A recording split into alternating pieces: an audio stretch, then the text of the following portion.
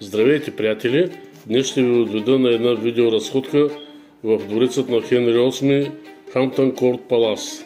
Хенри VIII е роден до 28 юни 1491 година и умира на 28 януари 1547 година на 56 години.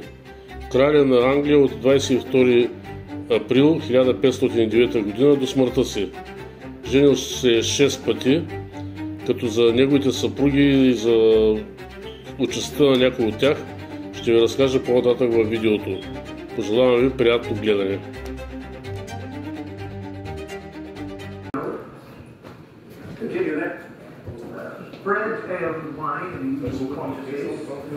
Това е кухнята на двореца, в който се е готвило за между 1200 и 1600 души, охраната, персонала на двореца, придворните и за самите крали.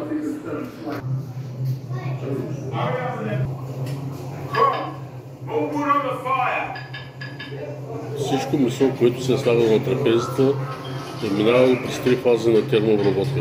Първо се е варяло, след това се е печало и накрая се слагали сосовете и подправките.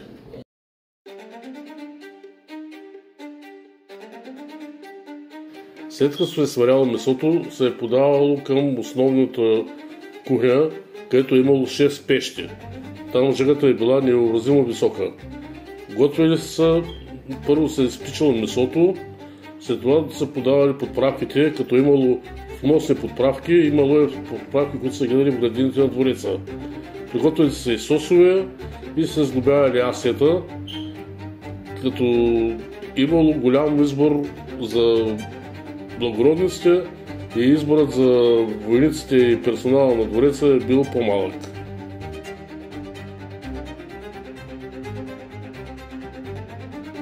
За благородниците е имало 2 минута с по 30 ястия, докато за обикновените прислужници и войници охрана са били само бира, хляб и избрали между телешко или огнешко.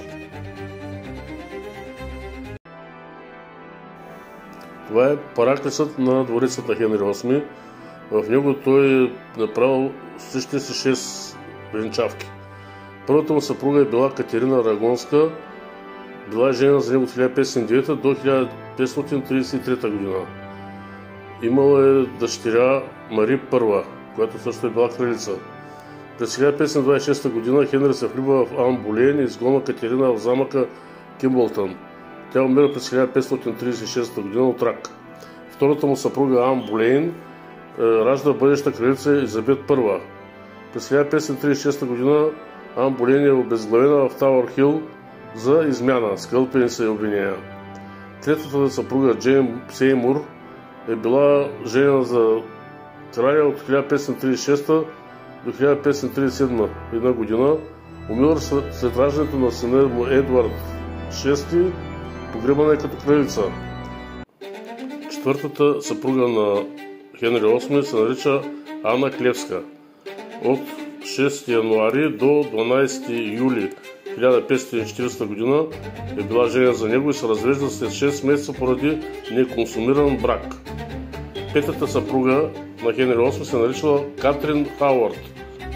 От юли 1540 до ноември 1541 година лишена от титлата кралица и обезглавена в Тауър Хил за измяна. Последната му съпруга се наричала Катрин Пар. От 12 юли 1546 година до 28 януари 1547 година, когато е смъртта на Хенри. Това е голямата зала, която Хенри VIII е поръчал за втората съпруга, неговата възлюблена Ан Болейн. В нея са вложени много дърворезби с тяхните инициали H и A. Хенрих и Ан. След като е обезглавил, той заповядал да се примахнат всички символи на тяхната любов. При примахването на всички инициали на едно място са останали и може да се види, като бинокъл съм го направил, как се вижда H и A, тяхните символи. Също така е примахнали орелът, който е символ на кралството на Ан Болейн.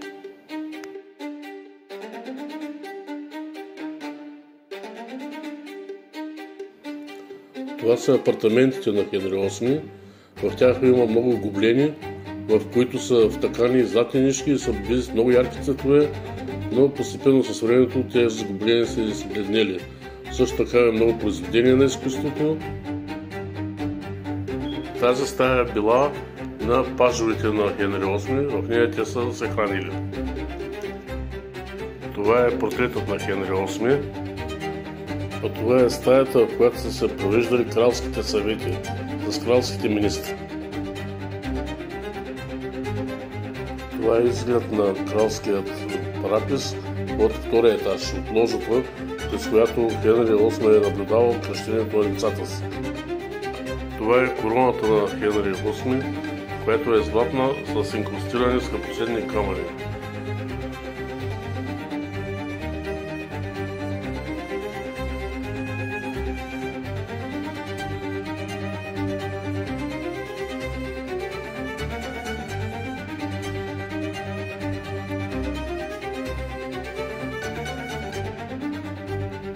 Това е галерията на изкуствата Кимбърланд, която се намира в апартаментите на Хенри VIII.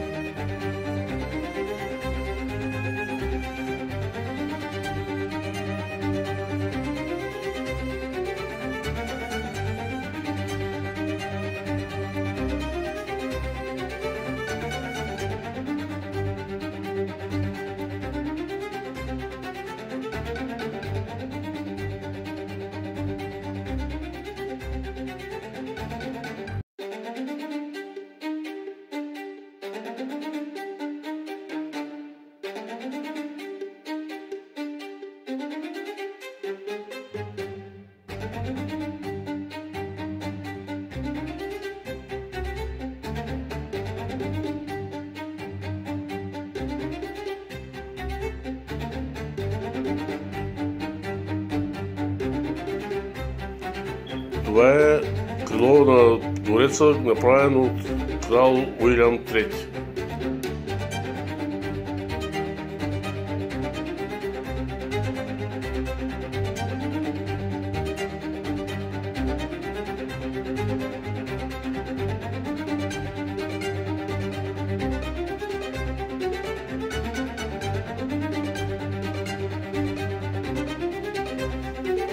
Залата е украсена с пистолети, саби, копия.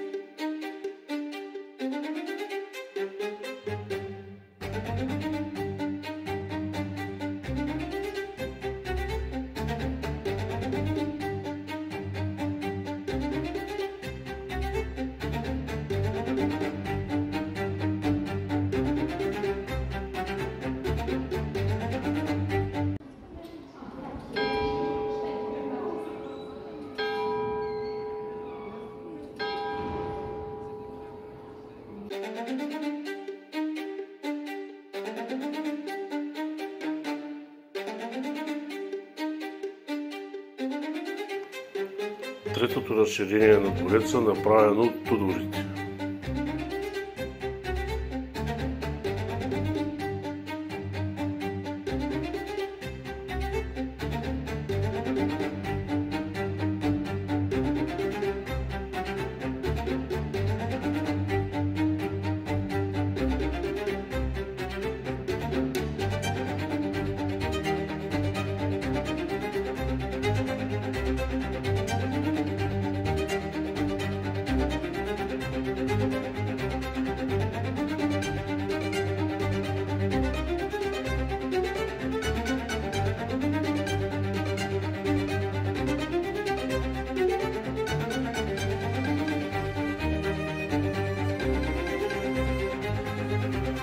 И последните кадри са от кралската градина.